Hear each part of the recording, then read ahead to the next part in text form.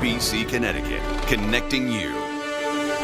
We do a lot of fun things here on this show. This is one thing that if you're watching at home, if you take one thing away, make it be this, because this can save a life. As we kick off American Heart Month this February, it's important to stay heart healthy and aware, but it's also important to be ready in case you need to save a life. Joining me to demonstrate a life-saving technique you need to follow is Bruce Hoffman, volunteer for the American Heart Association, and Leigh Pechillo, who is a heart attack survivor. Good morning to both of you. Before we get to the demonstration, I want you to tell your story and how this technique saved your life. Absolutely. I was experiencing some heartburn that I never felt before.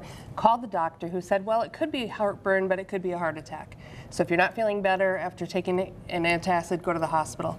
It was about 45 minutes before my husband said, let's go. And in that time, I ended up going into sudden cardiac arrest and collapsed at home.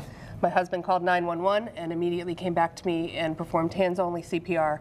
And doctors and paramedics, they all said he was a hero. Had he not done that within the first few minutes, I might not have survived, and I might not have had as good of an outcome as I have had. Because you look spectacular, and obviously you did have a broken rib. A few. That is the cost of doing business in this situation. Absolutely, Yes, it is. absolutely. Let's get right to this. Show us how to do this so we can save lives at home. So Anthem, Blue Cross Blue Shield, the foundation has supplied and financially supports American Heart Association. So we have a couple mannequins here. We have kits.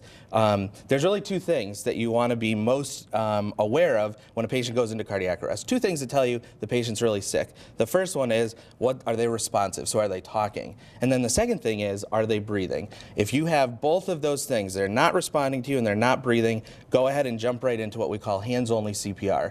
So hands-only CPR is done right in the center of the patient's chest. We interlock our fingers. We're going to make sure that we keep our elbows completely locked up, shoulders into it, and we're pushing at a rate of 100 to 120 beats per minute.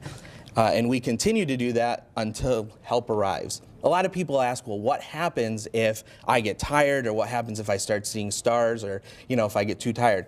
Stop and wait until somebody else gets there. But the takeaway, just like you said at the beginning, is really to do hard and fast compressions right in the center of the chest.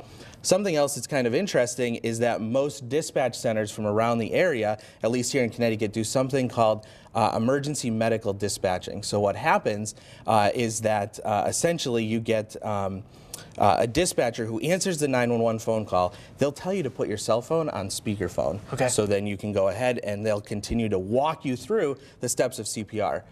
But before, in the 30 seconds we have remaining though, this wasn't a technique for which you used your mouth. And I think a lot of people at home are like, but when did he didn't put his mouth over the his mouth. So how does that work? Yep. So it's called hands-only CPR. Back in the day, we used to be so focused on their airway, breathing for them, that kind of thing. We don't do that anymore. What we know is that hard and fast chest compression, center of the chest, that's what saves lives, like in the case of Leigh. Absolutely.